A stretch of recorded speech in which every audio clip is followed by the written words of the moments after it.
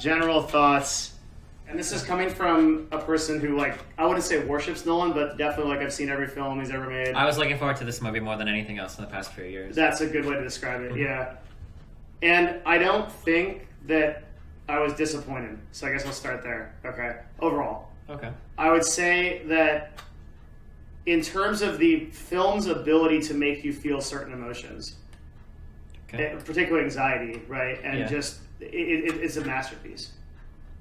In the sense that the feeling of we are not at war, you and I, right?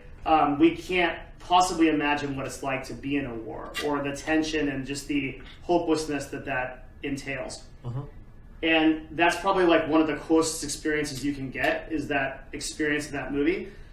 Saving Private Ryan, like the kind of idea where like vets like walk out because it's so realistic, they're just like, I can't deal with it. I think that's the kind of movie that was. And so I think it's a masterpiece from that narrative, from like the emotional ability to like spark you into a certain like type of feeling. It was really, really good.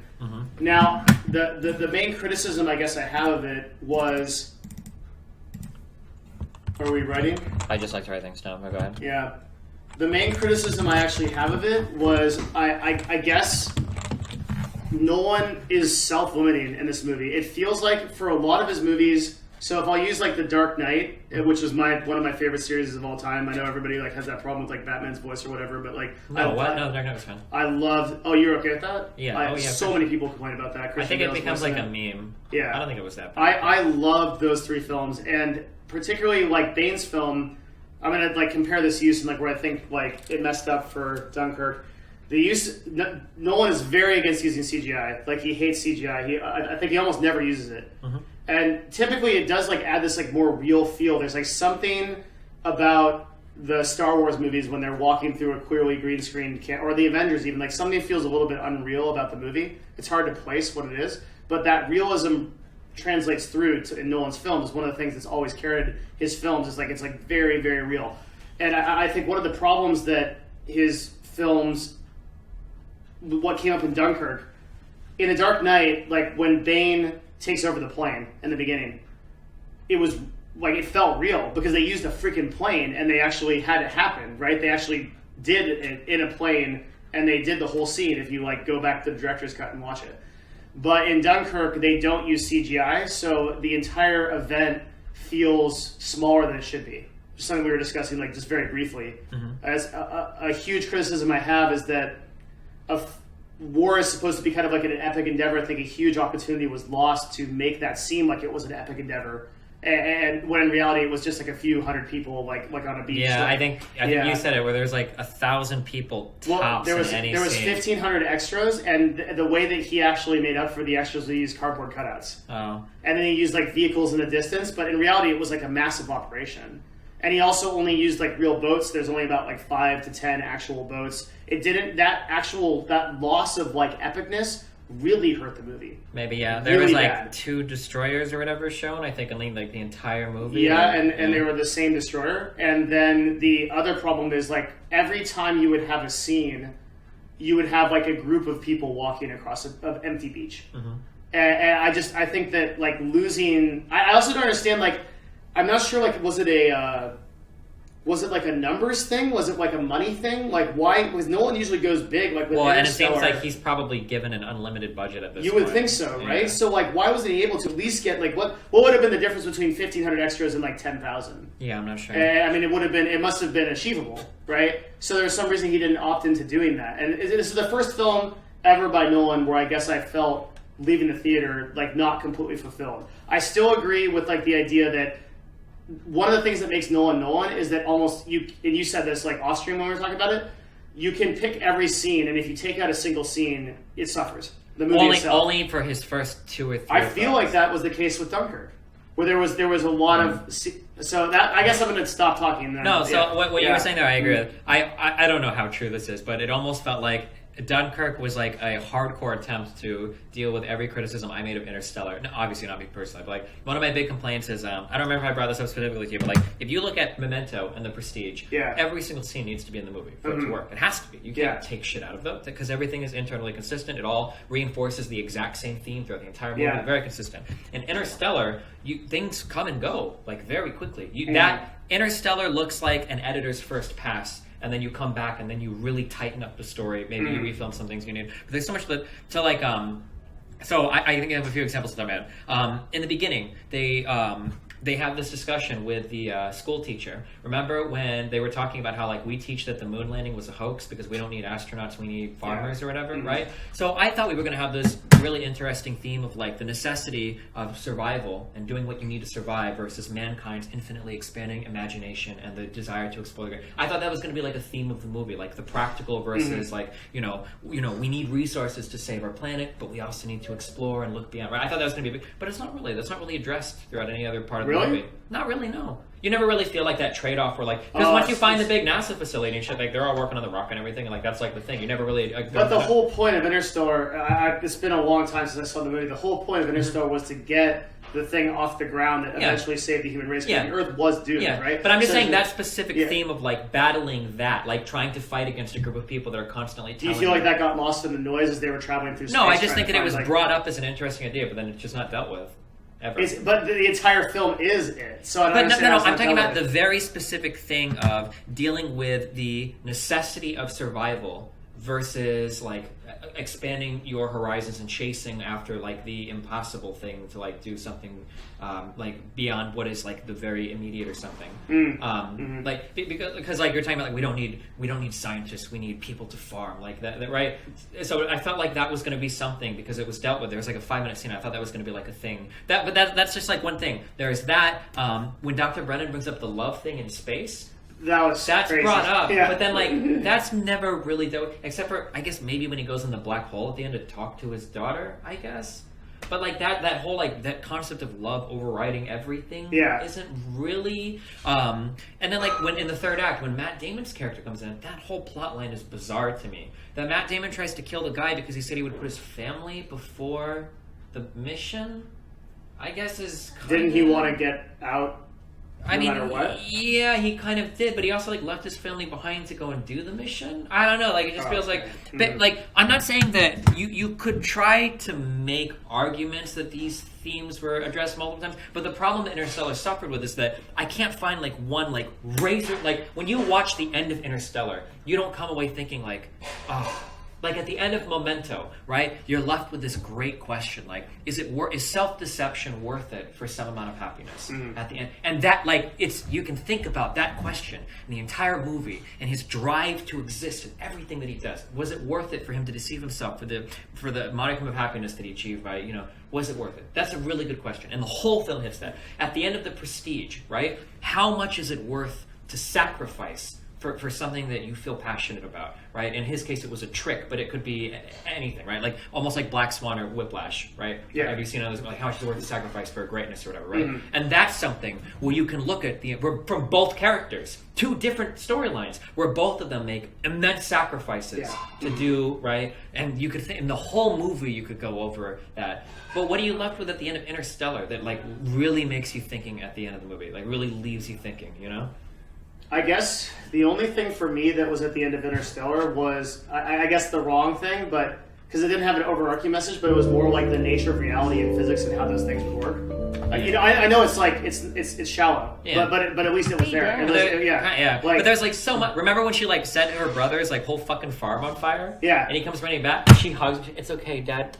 It was like there's just like there's so much in the movie that like just didn't need to be there. Yeah, it could have been cut out and made like razor focused on one message, so that when I leave, like I'm glad that I watched the films out of order because when I watched Memento and The Prestige after watching the other like 3 films or 4. Oh, you watched Interstellar and all those first? Yeah, but I was really curious about Memento and Prestige, like, and it was mind blowing. like, because Memento and The Prestige, you finish watching it and you just have one pounding thought in your head, the relevant theme of the movie that had been, and it was like so much different. And even to some extent, I think that Inception did a pretty good job at being self-contained. I agree. Yeah, I agree. I think that Inception leaves you with kind of a similar, actually almost an identical message as Memento. How much is self-deception, and the whole fucking film reinforces that. But once you get to like discussion like the of Batman Christopher films, Nolan's things start to Interstellar. get crazy. Way too much random stupid shit. Well, although again, they still had overarching themes though. Like every theme, every Batman movie was supposedly about a certain emotional struggle, right? So one was fear. Well, I forget the other. One was revenge. I forget. There's 3 consistent ones. Someone would know. Yeah, I'm not sure what they are, but I'm sure all of them are probably encapsulated, symbolized, represented by the villain. I said that. I think I told that to you. Like, I think Batman always has like the perfect villains. Yes. Yeah. He does. Yeah. And Bane, he represents everything that Batman once was and needs to become again. Yeah. And then the Joker is the antithesis to Batman. That challenges pure chaos. Versus, we're perfect villains to be placed in a way to challenge the Batman character. Yeah. And, but Dunkirk, the Bane Ra's al villain Ghul was amazing as well. Liam Neeson. Yeah. I feel like, so the Batman movies are like my personal favorite movies pretty much ever. The amazing musical scores, right? The entire thing traps you in. It's amazing. Like, it was all so good. And the problem that I have with those movies is the same thing with Interstellar. Like, the scenes that he does well are so good, but the scenes that are bad are so fucking stupid. Yeah, it's true. Like, this is like, it's a reminder, but like, the whole plot device in the Batman in the third movie was so stupid. The idea that they break into Wall Street, and then there's like a mystery hat, and the next day, like, the world's richest man goes bankrupt, and nobody stops to think, like, what's going on? It's just like accepted. Yeah, that's really stupid. The third movie starts to really break down too, like the total inclusion of military forces in the lockdown of an entire city. Yeah, and they send in the special forces. The special forces are inept. Like, I would rather they just don't introduce those elements, because in reality, if you send the SEALs into anything in real life, it's just over. Like, I actually have a really big problem in a lot of movies. Well, you were never military, right? No. I like. But I'm from I have a family that was in defense. Yeah, so I guess like just on like the things that I've read and what I've watched, like, our special forces are really capable. But if you insanely capable. Every movie special forces are in, they're like a fucking joke. They can't do anything. Yeah, well, except for actual war movies, like Wind Talkers, or Black Hawk Down, or something. Yeah. But like anytime you have a semi-fictional movie and like the special forces going, they're always like the joke squad. They fucking do like nothing. Yeah, and it's insanely inconsistent. Like, I'd rather they just that bothered me about Batman a little bit too much, because they sent in the best, right? They came in undercover. They came in like food trucks. And they get found by Bane. And immediately destroyed, and they get gunned down, right? Yeah. And I mean, it just doesn't happen. Like, those guys would just sack everything. Yeah, I think the movie breaks down a lot in the third iteration of it. Mm-hmm. The first one, I think Batman Begins, was my personal favorite movie, is an absolute masterpiece. I can't remember anything really stupid about that movie. So okay, good enough. You're probably right. But we tie all this back. This goes to Dunkirk, right? Yeah. So, I want to bring one more really fucking horrible thing about The Dark Knight Rises. Okay? And this bothered me because it wasn't just a minor plot thing. It was a major plot thing. I think it was severely fucked. So, Bane... You saw Bane as this really powerful figure because he was the only one to have escaped the prison. Yes. Right? That was a really big deal. Yep. Bane was the guy that escaped the prison. But later in the movie, it's revealed that it wasn't him. It wasn't him. It was the girl. But who cares? Yeah. When it's revealed, it doesn't matter at all. It doesn't matter. It's totally irrelevant. Well, Bane in general, that character, I think, was completely destroyed by the end of the movie, because he's like crying. He's like a mess. He's completely lost like that element of... In the beginning of the movie, he's just this terrifying thing, right? Yeah. Like, I kind of think it was okay for me breaking down, but like everything, that mishandling of the woman being there, like kind of not. And then the way Bane doesn't die correctly. No. Getting shot by Catwoman was was the stupid. worst. Yeah, it was the worst, especially after that crescendo victory of Batman finally beating overcoming him. He finally overcomes it. And then Batman actually ends... That was actually the worst part of the movie. Was when? Was the end. Was Batman loses against Bane again. Oh, kind essentially. of. Because... Well, no, he holds the gun. He says, you'll just have to see the fire, right? Like, imagine the fire. And then he immediately gets shot. He immediately gets shot. And then Catwoman says some quip. It was like, we went full 80s, dude. Like he says some quip like, she's like, what did she say? She's like... yeah, your whole no gun thing, I think we're going to have to rethink that. And I was like, oh my goodness. Like, dude, what please. should be almost the narrative climax of Batman's arc is like 3 ruined. movies is like completely ruined. destroyed. Yeah, I totally agree. That was awful. Now, I don't feel like Dunkirk made any mistakes like that. No. Now that I'm thinking back, and it's helpful. It actually, like, we just moved Dunkirk up in the movie rankings because I remembered how bad the third one I'm sorry. Hold on. I have to bring up. I'm sorry. I love shitting on The Dark Knight Rises. One more thing. In the beginning of the movie, here's another Nolan-esque thing. In the beginning, they make it sound like Bane's mask is really important. Like, that's going to be a really important part of the movie. The guy, why does he wear the mask? Yeah. Like, I thought that was going to be a big and deal. He even said it. Nobody cared who I was until I put on the mask. Right. Oh, so are we going to deal with the and then mask? like, yeah. It's never. It helps him breathe. Yeah, it's like pain medication. Yeah, like well, you see, I have really bad sinus problems, and like, yeah, you know. And in the end, he hits him, and then he just like has trouble breathing. I don't like. That's something that, like, there are ideas here that could have been really good. Amazing. So, like, first of all, the mask is never addressed. I think that him being defeated by, like, punching the mask is, like, really stupid. Yep. But, like, it's a cop-out to what. But that's a theme that maybe part of Bane's strength is the fact that he has the mask, and whatever drug goes through him is also like a pain suppressor. Maybe that's like is actually like a decent part of the movie, and or at least just give it some explanation, because that existing as part of the narrative actually makes Batman's victory of him over even better, and it would make like a hit to that, like knocking it out, like symbolic to some extent. Like Batman was so good, not only did he overcome everything, like even at like a human disadvantage, he was able to not only defeat Bane but also like break the device against him. Like there would be so much more there, but there's just like nothing. The whole melee between like the cops and the army, where they just kind of ended up like a medieval battle. So, this is another. It's a huge problem. Yeah. This movie, I think, suffered horribly from being way too PG-13. Yeah. Oh, Dunkirk? No. I think Dunkirk did too, but I'm going to get into that. Dunkirk, if it did, it wasn't as bad. But there are several scenes in this movie where there's like, you hear gunfire, it's like da-da-da-da, and you see the guy do like this. Yeah. But there's no blood. There's nothing. Yeah. I remember very specifically when they shoot the guy at the end of this plane, it looks comically stupid. Like, when you get, like, planes, you hear, like, the gunshots. Hold on. And then you just see them do, like, this weird thing. And it's, like, it almost looks like a joke. This is, it's before this. Wait, no, it's just, you're right here. Yeah. They're gonna go in, the guy pulls his gun out. Yeah, and he's just, like... Yeah. Yeah, it's coming. Like, here. Yeah. Like, no gunshot, no ricochet. And then, like... Yeah, just... you don't even see, like, a little, like, thing or whatever. Special Forces, someone in chat. It also happens, huge splatters of blood are realistic. Yeah, it doesn't need to be anything, but at least, like, you need something visually to acknowledge that the shot happened. was very difficult because they're trying to film this in the winter. Like, it's supposedly supposed to be a winter shot, right? Uh-huh. But this is actually filmed in the middle of the summer, and that's why you see how the light is really harsh. Uh-huh. And it really shouldn't be, so it doesn't really feel like winter. And this throws off the fighting scene, in the fighting scene. What's the name of the guy that gets killed? It's not the commissioner. It's like the... Gordon? No. That's why I said it's not the commissioner. Yeah, oh yeah. This was the last one where... Oh my god.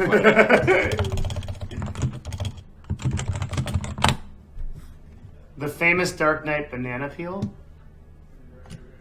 Oh man, there's a scene where, like, at the end when the fighting is ending, where you see the mayor on the street corner, and that she's driving out with like that Batmobile thing, or the he's not the mayor, he's the head of the police. Oh, maybe he's the head of the police force or whatever. He's the white glove guy. Yeah, and she's like, kill them all or whatever. And then, like, you see him standing, and then you hear the gunshots, and then they drive by, and he's just, like, laying there. And there's not even, like, a little blood, and it's just, like... Yeah. I actually thought that movie had severe problems. Like, the PG-13 that they were going for actually, like, really hurt some of those scenes. Why does Nolan insist on going PG-13 for everything? Because he did that for Dunkirk as well. Why was Dunkirk not in our movie? Like, that's crazy. He has the pull for it. I'm sure he's got to be able to get away with anything. Yeah, there's nothing he can't do. And especially in an era where we have people, fucking superhero movies have even got after Deadpool. We live in a post-Deadpool world. Logan, fucking rated R. We can't get Dunkirk. A war movie. As a rated R movie. Yeah, you compare that to like Hacksaw Ridge and how violent Hacksaw Ridge was. Oh my goodness. What did Hacksaw Ridge gross? Was that like a financially successful movie? I would think not. It was a Gibson film, so... Oh, okay. So, well, 175 against a $40 million budget. That's a pretty low budget good. For like a huge Hollywood. I actually would have thought the budget would have been higher. It was a good movie. Yeah. I really liked it. You haven't seen it yet, right? No, I didn't. You really should see Hacksaw Ridge. It's a good movie. He grossed almost 700 against a budget of 165 for Interstellar. Like, he's got to have like a ton of leeway. What was the budget for Dunkirk? I really want to know. Movie. Budget of 150 million. Okay, so he's 15 million below Interstellar. Did that feel... Okay, alright, I have a point right here. Uh-oh. Did that movie feel like it was a $15 million budget underneath Interstellar? Dunkirk did not feel like it was anywhere close in production Dunkirk quality. Felt like it could have been... You know why? Because they spent all the money on historical renditions. Did they? Yeah, they did. They rented destroyers, they rented the boats, they rented all the Spitfires, like all the original stuff. That's where that money went. Mm-hmm. And in Interstellar, it was all done on like effects and... So could you imagine trying to shoot like Saving Private Ryan as a PG-13? Wait, was it PG-13? It was definitely not. There's no way. You can check, but I mean, I would bet there's no way, right? There's absolutely no way that film was PG-13. I don't know, like what passes as like PG. There's just no way. Oh God, how do you see like the rating of a movie? People in chat are saying it's R. Okay, yeah. But like, could you imagine like trying to film that? Like, and that was a movie that did epic, like. Yeah, and I think so. Dunkirk and Saving Private Ryan are appropriate movies to compare. I think because they're both trying to tell the story of the trials of war. So I'm going to disagree really hard on this. Why? Okay, and this is why I think Saving Private Ryan this does a better job with it. And this I'm not saying they should be. They should be. No. This is why I say they're totally different. This is why I say they're totally different. Okay, this is my biggest problem with Dunkirk. Somebody in chat, one of you fucking pieces of shit.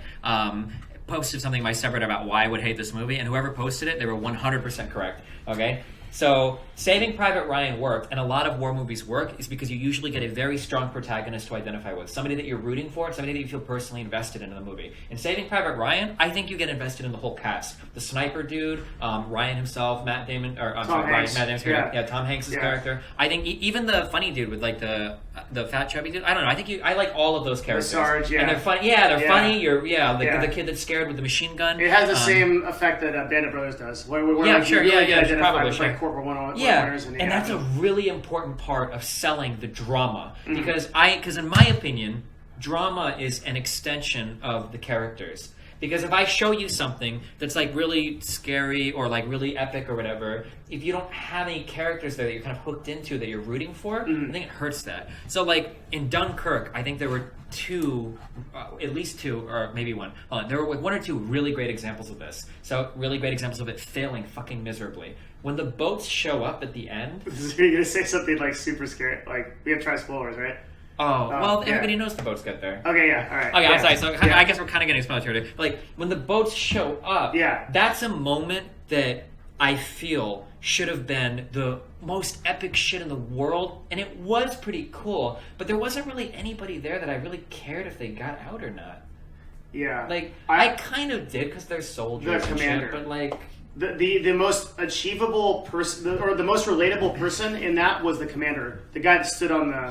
But that's not who your answer should be. Yeah, exactly. Yeah. No, it isn't. Well, I didn't really know who the protagonists of the film were until I thought about it after. Because they were so kind of like everyone else and kind of boring. Yeah. And I think Nolan's decision to not make the characters really have a lot of dialogue really hurt this film. Well, I think you can get away with that a lot of dialogue, but you'd have to do it differently, right? Because the little bit of dialogue they did have wasn't used on much important stuff. It's just not even... Yeah, it wasn't even like... Where do you think you can get away with it? Like... What, more dialogue? Less dialogue. And then still tell a good story. Probably anywhere. Because none of the dialogue was really that important. Was it? No, I think the dialogue would have helped a lot for character development instead of just... You could add more. I'm just saying that what was in there. I'm saying the lack of dialogue hurt Nolan a lot in Dunkirk. Because, like, you could have had Tom Hanks' character become more prominent. You could have had... There's just so much you could have done with those characters that just wasn't done. Yeah. You just don't. The throwing in of like the grandpa, or the dad, like I guess they kind of hint at it that he had like some military experience, like he's probably the most relatable character. Yeah, I guess honestly. Like avoiding the dive bomber at the end. That's like the only thing that he kind of does in his war experience. Like, okay, well, I almost would have expected more from that dude. Like being able to do that was really impressive. But that's like the only time they bring it up. There's a lot of problems there. Yeah, there's a lot of lack of like the relate. I almost liked the pilot that went down. Maybe it's because he was like more charming or smiling or whatever. Yeah. Than Tom Hardy's character. I agree. Like I didn't feel anything from Tom Hardy's character. Yeah, I didn't know what to think about him. Was he noble? Was he whatever? I guess you get the feeling of it generally because he like makes that decision in the middle. You know what I'm talking about? Like for the fuel. Oh, to fly back? Yeah, I guess. But there's like not enough there to like really feel it. Like Batman flying over the city, like at the end of The Dark Knight Rises, where the impression you're given is that he's going to sacrifice. There's no way, right? Like you really feel that. That annoyed me too, by the way. That like he actually just was like they built up that whole crescendo in the film of like he's gonna give his life, and you remember all that narrative? Like there was so much around like Batman has to sacrifice. Like we have to destroy Batman to like go on. And he makes a sacrifice that nobody else can. And, all that stuff. And at the end, he's just sitting at a bar like Seth Bros. Like he's with some girl at the end. You remember that? Wait, some girl? No, you remember that? So he was with Catwoman. Yeah, I know. Okay. But he draws. You liked Catwoman? I liked the ending. I thought it was. Really Did you like the ending? But he didn't really die in the nuke, and like that's they're all he's crying. Batman. He's so smart. He was happy at the end. I don't know, man. I think it would have been far more meaningful. And Albert was really happy because he made it. That was cool. Why did you not? Why didn't you need a happy ending? It's like the end of the Bourne Ultimatum.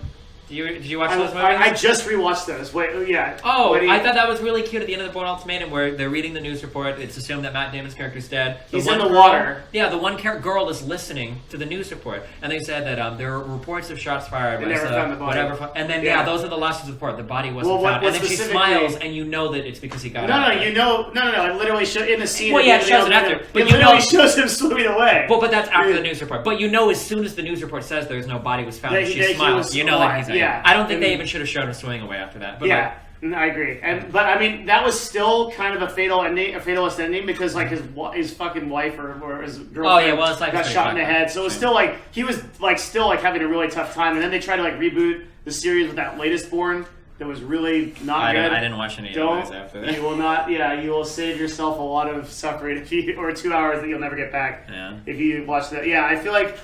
Jason Bourne was another one of my favorite movies. Those are really like the trilogy. The trilogy was amazing. The first one was so good. It was so good. I loved it. That whole ending shootout at like with the explosion. Yeah. Oh my god, There's dude, I so love that much that was movie. amazing. Yeah. Look at what we have to give. Oh shit, that dude. Whole, Oh man. That whole thing. Yeah, we always work alone. Then in the ultimatum, he brings it back. Remember?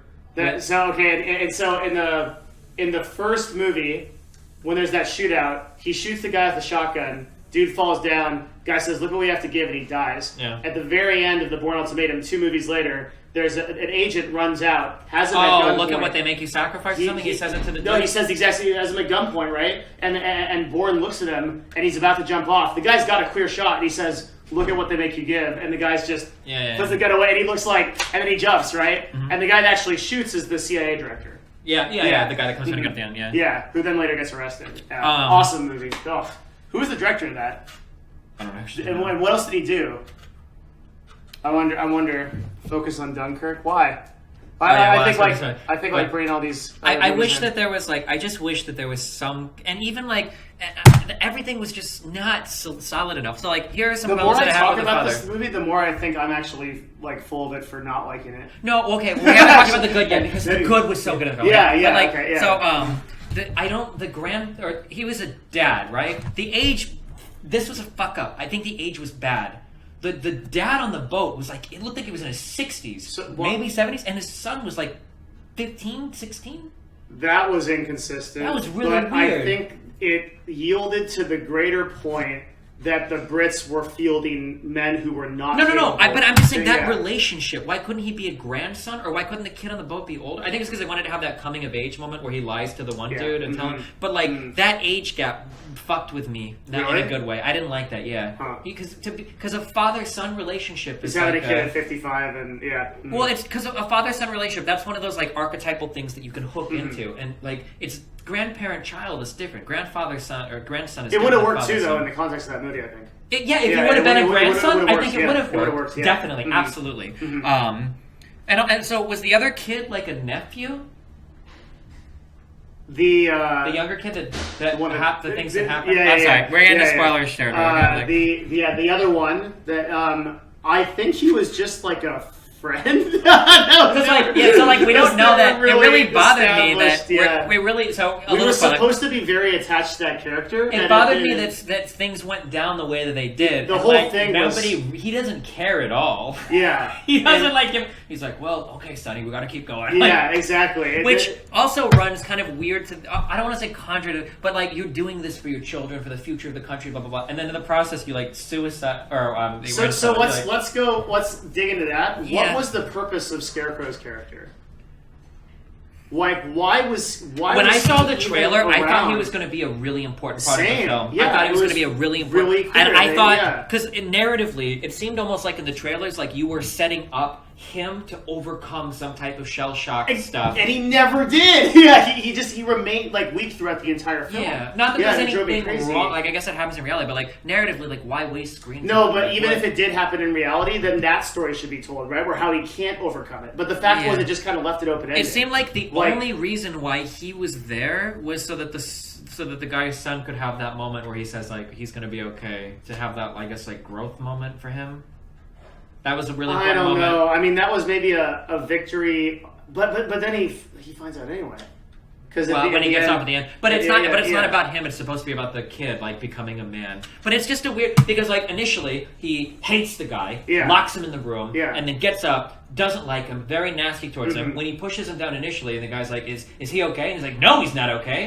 Very nasty. Yeah. And then when he asks the big question, then you think there's like some like I know you're for fact. reaching like there's some greater theme there. No. There was a story there because Sorry, make sure that's not. No, that's fine. There's a story there because after the guy asks... Okay, so we're in pretty heavy spoilers today. After the guy asks him, like, is he going to be okay? And he looks at him, and he says he's going to be fine. The father looks at him, and he... Yeah.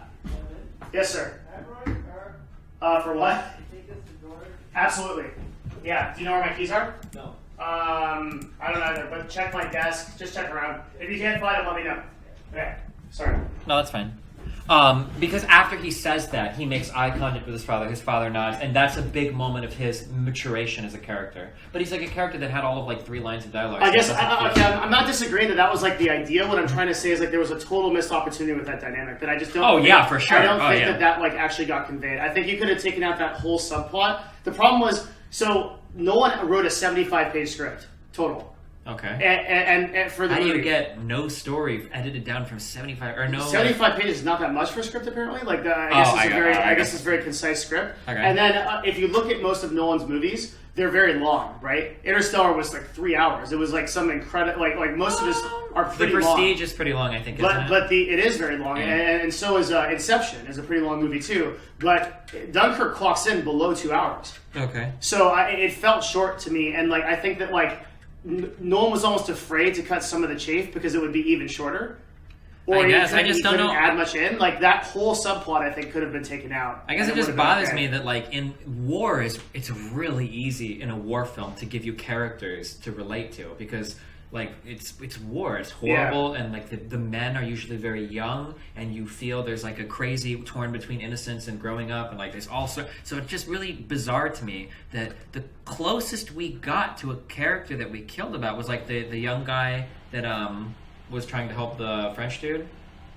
Yeah, but even he was just like he looked so much like the other soldiers. Like he didn't do anything. He didn't talk enough. Like I didn't get a connection to him. Yeah. The only guy I really had a connection to was either the old dude that was driving the boat or the actual British commander on the deck. The British commander I never think had a connection with, but he was the one that talked a lot, and he was like kind of doing some exposition. And was like an honorable dude. Yeah, you wanted to stay at the end. Character, and I kind of like felt connected with him. Like when he like saw there's a little bit of a spoiler here, but like when he saw like the horror and like he looked up and there was the dive bomber and it was like coming down. Yeah, this is stuff that I didn't like because I feel like he wasn't supposed to be a character. That he wasn't supposed to be, but he was because he was like carrying the weakness of these other characters that should have been. Yeah, and so maybe the real problem with this film was the choice of protagonists. I don't know, maybe. Like the two that should have carried the film in some way. You think? Yeah, I don't know. Yeah. But like, this is when I originally told you my thoughts on this. I said that it was a good movie for what it was, but I don't think I liked what it was, and I don't think there was supposed to be a protagonist that you were supposed to strongly identify with. And so I guess. So what did you like? Well, if we want to move on to what I did like. Unless we're not done with what you did. I mean, we can always go back. I guess, have you dealt with the scale problem yet? Because you haven't commented much on that. Scale problem? The scale of Dunkirk and like how the film was shot. Oh, okay. So in terms of like missing extras and soldiers, that was a problem. Mm-hmm. I love like Nolan's like composition. I love the shots. I loved all of those shots. The airplanes over the massive fucking sea. I loved those shots. The boat in the water. I really like that type of shot. But it all felt. I agree. I love the shots, but it was very much like The Revenant.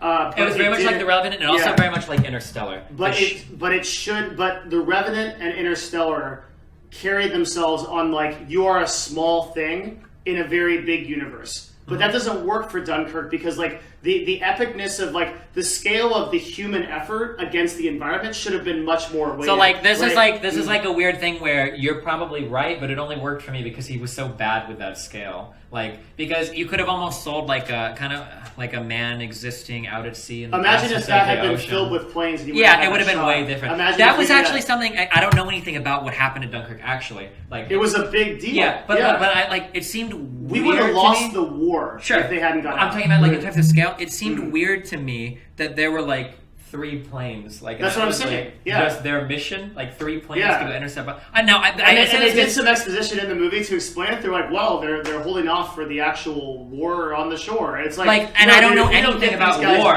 Yeah, I don't know anything about actual war. But do you really send do they do that? They just send 3 fighters out? No, I don't think so. Is that like a real war? Do any of you guys know? Is that like a real war thing where you just send like 3 fighters off to like intercept bombers? Like.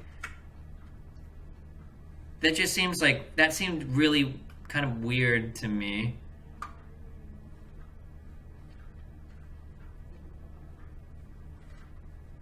Yeah, the amount of soldiers on the beach looked small. I actually didn't get that. It's called the Delta Trio Fox. Is he making shit? That sounds like bullshit.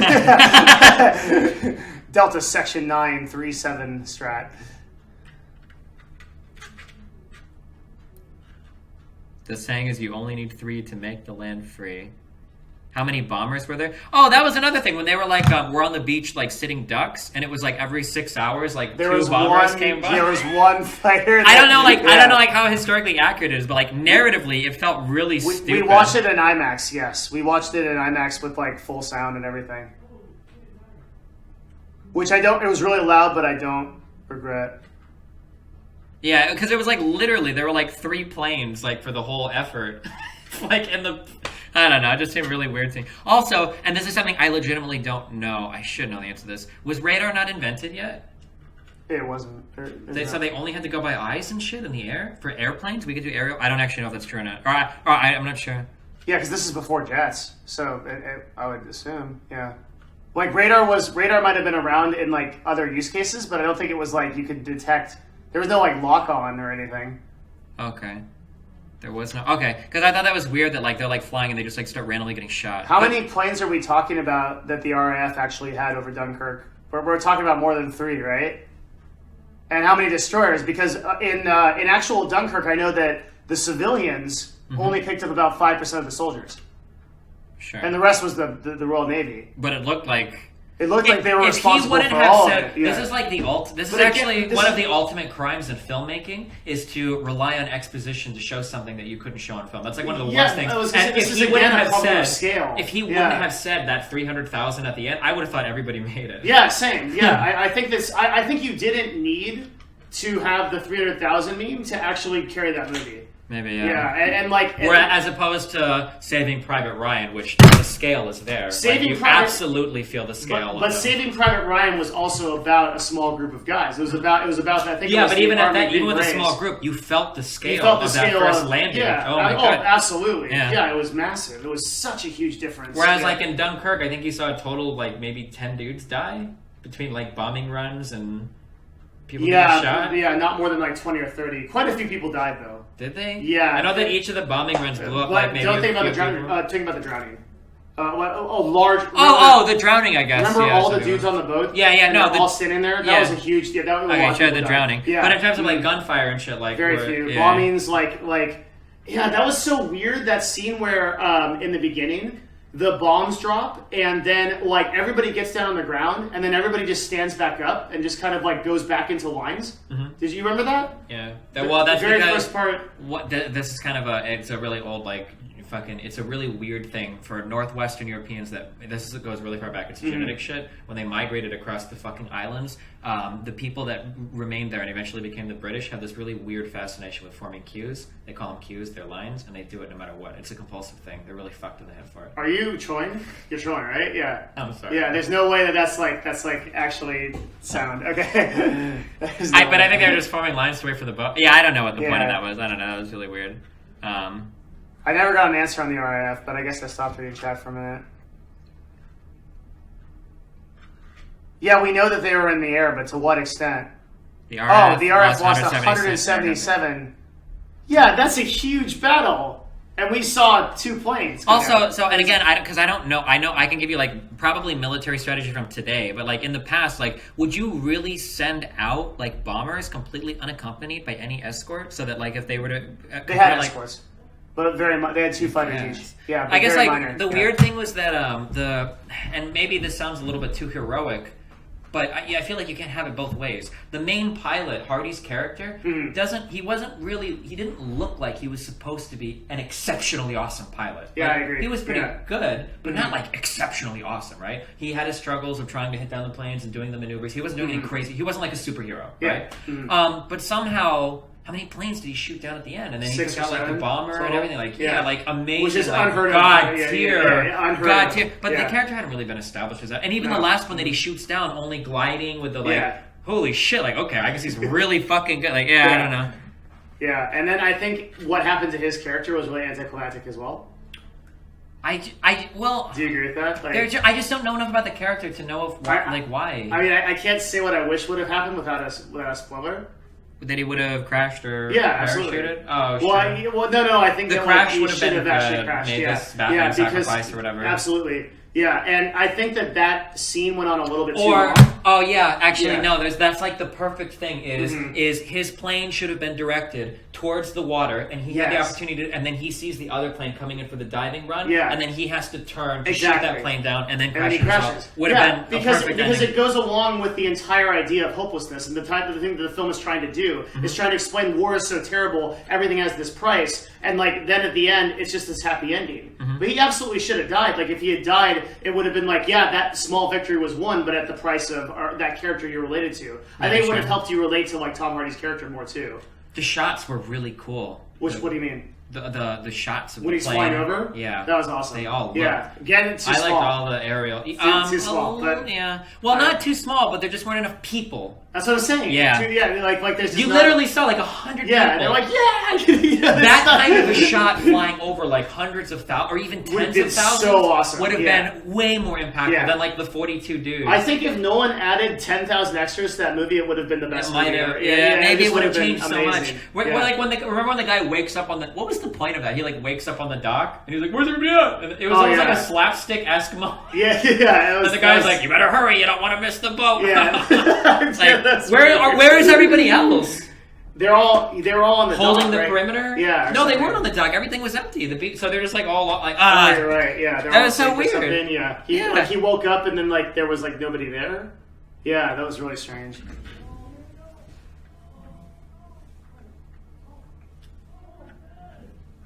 So here's something this is a really interesting question, and I could be convinced either way on this, right? The music, right? One of my favorite things about Saving Private Ryan, based on my extensive experience in real life with guns and in video games and everything, I thought that the sound design... Your World War II experience. I thought that the sound design of Saving Private Ryan was one of the best, until I watched Dunkirk, of making bullets sound just so menacing. Yeah. Like and Arma 2 does it. Have you ever played Arma 2 or DayZ? Yeah, I have. Yeah. Arma 2 did this where instead of just being like pow pow pow pow pow pow or whatever, the crack of the bullet like hitting. You know why, right? They actually take guns. I know. And In Arma 2, those guys are crazy military stuff. But like like that crack of like bullets hitting things and feeling like I thought that in Saving Private Ryan it was done so well. But I think that something that really helped Saving Private Ryan, and I could be wrong, maybe I remember this, but I don't think there was any music in that whole movie, was there? Was there maybe at the end when they would cut back to the main guy? Yeah, and okay. the meme of when which is an actual meme of like when he like transforms into the older guy. Yeah, the sound design in Heat is really good. So I think my question had to do with the music. So I thought that Saving Private Ryan, I thought that everything was so much more brutal and gritty with no music because the sound design was so good. There were parts of this movie where I wondered, and I love Zimmer, and I love the way that Zimmer and Nolan worked together, where I wondered if it would have benefited from having no music. You remember how Saving Private Ryan did music? They did it with actual music. So remember the scene where that music is playing in the city, and they actually make a comment. It's like some Italian woman is singing, and they make a comment about it, and it feeds into the character development because they're describing the high school teacher or something with the big boobs. Do you remember that? Yeah. This in Saving Private Ryan.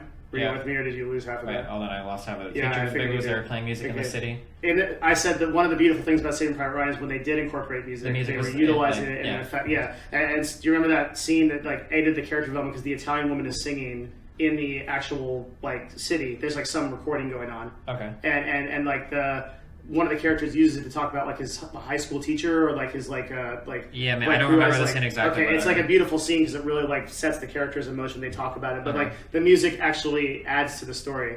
And in Dunkirk, I actually am a pretty big fan of the sound design. Sound design, like including the music. Yeah. Because I'm not sure if what Zimmer created there could be considered music. It was such harsh words. But it was like if the objective of the music was to establish a feeling, it succeeded. Yeah, it definitely did. I just wonder how much of that feeling would have still been there even without. I think the music added a lot. Yeah, maybe it really did because it just like the scenes that were tense, it just never let you go. It's just this iron grip that's like it's horrible, it's horrible, it's horrible. It's like to the point where you just want to leave the theater, but not because it's bad, like not because the movie's that bad, like, but because it was just so impactful. Yeah, I'm a big fan of sound design. Do you disagree? No, like I said, I could go either way, and I just kind of wondered at some point, just because it felt like it was getting pretty repetitive. Like we were hearing a lot of the same stuff over and over and over. And there were just some scenes that I really wondered. So, you know what? I'm only saying this because I loved the sound effects so much. I thought the planes and the machine guns in the planes, I thought all of that sounded so good. Yeah. I was curious what it would be like on the standalone. The fact that you could like differentiate between the sounds of the planes and the dive bombing and everything, like I wondered like do we need the music here to add to this, or is like the horror of what's going on, like is it already expressed in like the sound of the dive bombing and everything? I'm not going to make the argument that the music was bad or that it took away from anything. Just that I would be kind of curious what it was like on its own, just because everything else sounded so awesome. Yeah, the incoming plane sounds were so scary. That was also one scene that like really, like right away when you know you're in for like a serious movie. The movie starts with him running. Yeah. And those gunshots. Oh yeah, when he's are so yeah. What did you think of like never showing the Germans? Like aside from the casual dive bomber and everything, like they made a very big point to not show infantry. Yeah, remember like when they're in the boat and they're doing the target practice, they never show who's shooting. Yeah, it's one of the only war movies that's done that. Where they don't show I guess you can make the argument that maybe the enemy was supposed to feel like the enemy, and they were like all oppressive, unstoppable, like omniscient. Yeah. But I don't know. I didn't. The problem was that I didn't really identify enough with either side, with any of the protagonists, to really care that much about them. I think again, if you had. So I guess the argument I'm coming back to of the whole movie's problem was scale. I think that was actually it. Because if you had 10,000 people on the beach, and then you kind of try to create that oppressive German force, I think you would have succeeded a lot better. Yeah, there was an idea that there was always something going on around the perimeter, that our boys are pulling them back and fighting. Yeah. Never really got conveyed. There just wasn't enough people. Like the perimeter thing, like you had like the field trip of like 10 guys, and like we found a boat. Yeah, and it's like no one else found the boat. Okay, and then they walk like 20 steps, and like the Germans could be right over there. Yeah. And it kind of points to like a blank hillside. Yeah, and it's like yeah. Well, wait, so they could all be right there. What about right over there? Yeah, or even like when the guy found the dude burying the body, right? When he just like walks around the hill. It's like, hey, it's just me with one dude. Yeah, just here, and no one else is like anywhere. But yeah, there are 300,000. There are 300,000 people on the stage. Yeah, it felt really, really, really deserted. The other thing, this is a very small continuity problem, but this is gonna actually you might agree with this because you like minute details, but when they get on the boat. They get in the boat, okay? The target practice starts. The target practice direction, the direction the bullets are coming from, is the same direction they walked away from the home army. So the Germans would have been firing in the direction of where they came from, like where the Allies supposedly were. Oh, maybe. And that made me mad. But it was my whole problem with that film is scale. That is actually what it is. I think Nolan's use of CGI, lack of use of CGI, actually hurt him in this. Which probably hurts because it would have made the shots that I like even better. Like if you could go from a beach with tens of thousands of even CGI people there and being massive, and then cut to the shots of the planes over the massive, expansive ocean. I guess my argument is Nolan has pulled out the stops on other movies to do things. I think this is important. Like he's pulled out the stops on other things. Like I'm pretty sure The Dark Knight Rises, that was the first time they said that. That was the first time they did a live hijacking of a plane in real life to film that. Oh, it's possible. He pulled out all the stops to do that. Or like in Inception, they built the hallway for that. Yeah. For the gravity scene. Why couldn't he have done something like, we hired more extras than any other movie production has ever done, right? Mm-hmm. If you haven't seen the movie, you empty. have in your head an idea of what it looks like, but you actually don't even know. Yeah. Because what you literally see is what it reminded me of is this is going to sound oddly specific and really fucking stupid, but it was anytime you did like a fire drill that didn't involve the whole school, and you had like only like 2 or 3 grades come out and line up, so you got like maybe like 80 to 100 people that are kind of like lined up. Yeah. That was like everybody. Yeah. Yeah, it was. It felt very, very small. Mm-hmm. I think there was a huge problem with the cleanliness of things. Now that you mentioned it, because it looked like a vacation beach. The sand was perfectly... and supposedly like they were getting bombed constantly and things like that. But it was just a totally clean, flat beach. Mm-hmm. And how could that be if there'd be craters, there'd be people in them, there'd be all kinds of stuff. Like, yeah. I guess I just don't know where that $150 million budget went. Feels like you could have done a lot more because $165 million was Interstellar, and Interstellar had special effects like crazy. Yeah, right? I'm actually really. I guess it depends on how hardcore they went on some of the Well, scenes. if you read, I read up on it to have this discussion. Like, were the airplanes real? Yeah, it was real Spitfires, and they actually commissioned a French destroyer to actually, and I guess that was like $5 million. Okay, so I guess the Spitfires were like live they planes actually that were flying. They blew up an actual Spitfire, and that was a big deal because that's like an actual relic. Okay, so they blew up a relic for the movie. Atonement was filmed in. How did I miss this movie? Was this movie pretty good? They spent $100 million to try to keep Harry Styles' fans away from. I felt like the Tom Hardy's character could have just been the guy from Mad Max. Like, you know nothing about him.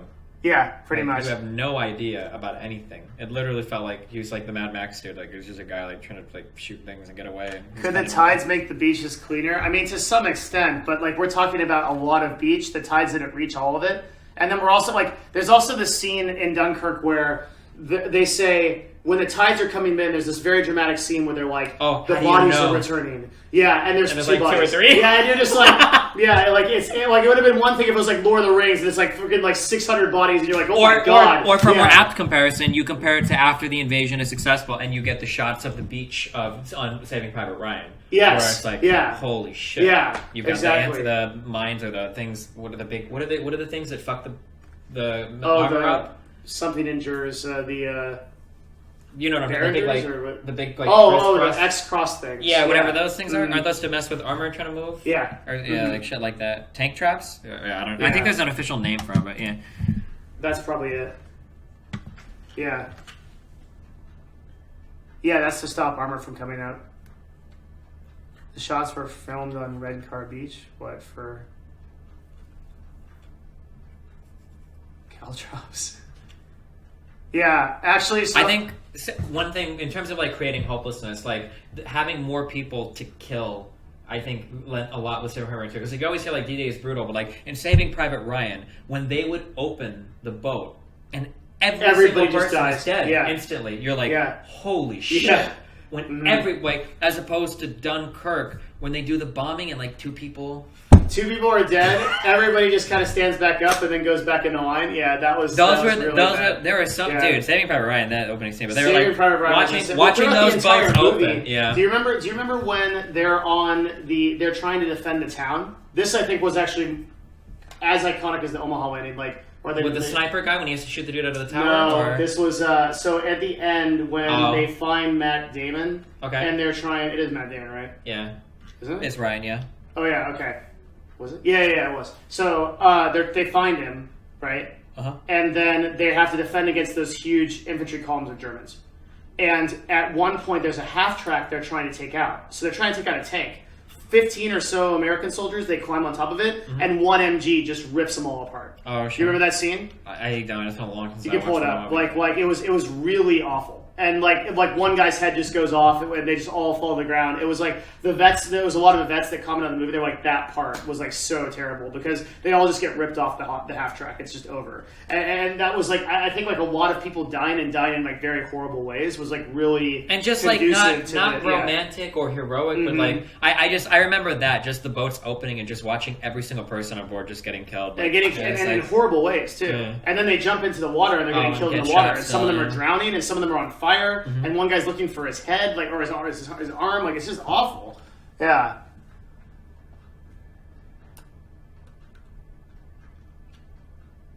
So the sound design was really, really good. We both agree on that. The shots were really cool. I like the shots. They could have had more people, but like one thing that Nolan does is looking for his head, looking for his arm. Sorry, everybody. Nolan is crystal clear with the way that he shoots.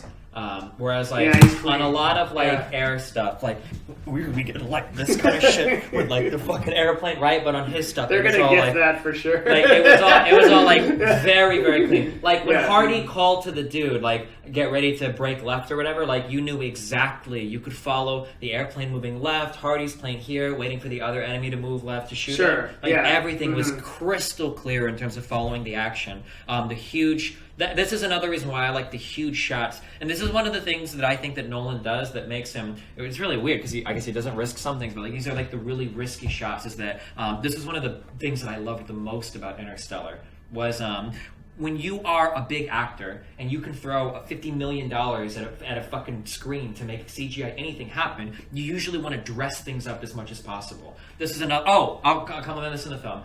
When you shoot things, they explode and it's awesome. And you've got tons of explosions and all of that. And like the planes have to look cool and do crazy things. But he's really cool with keeping things very simple. I thought it was really cool in this movie that you knew the planes were going down when they started to get shot and then the engine started smoking. Yeah, that was really cool. That indicated it was never like never ever. I don't think a single plane exploded in the sky. They actually all went down the same way. Yep, where they started to shoot, and they hit the engine smokes, they gradually go down. Yeah. I thought that's not actually realistic, right? Because you can't actually shoot a plane out of the sky. I'm pretty sure. I don't know. I don't know. Right? I don't know. Not every plane goes down the same way. One of the things that I said that I would have liked to hear in this movie was like was just like I felt like the lack of music and Saving Private Ryan. Really quickly, what was the text on that? This is a pro-access video. Did you see that? That was bizarre. Okay. But I feel like the science, or not the science, the silence, like after the shots, and you just hear the echo, like that is like so terrifying. I love that so much. In Dunkirk? No, in like Saving Private Ryan. Yeah, I think we're talking about how good Saving Private Ryan was and how bad Dunkirk was. Well, no, I don't think it's bad. This just goes into like because I'm only bringing this up because if you listen, so I'll say this right. First of all, you should see Dunkirk. you don't disagree with that, right? You should see Dunkirk. Yeah. Right? Mm-hmm. That's not up for discussion, okay? Yeah. And 2, Yeah. you should see it in theaters. I don't know if it has to and be you should in probably IMAX, see it on the biggest screen you can if you find. can, but no, you should actually, see it. I think like we're spoiled by IMAX, and if we'd seen that in standard definition, we'd have be a totally different conversation. Maybe, I'm not sure. I don't know, I but think it's IMAX possible. is really like But, you need to see it in IMAX. I would. This is comparable to Interstellar, and that you lose out on not seeing it in theater. Have you seen Band of Brothers? I haven't. I've seen a lot of clips and stuff, but yeah, no, I should. I should. Yeah, Band of Brothers is everything you could. It's Saving Private Ryan episodically, basically. Yeah, which is more or less. Well, and Yeah. Spielberg does it all too, doesn't he? Band of Brothers. I believe so. Yeah, and it's not that many episodes too. It's probably 16. All right, guys, what's up? I think I won that debate pretty handedly.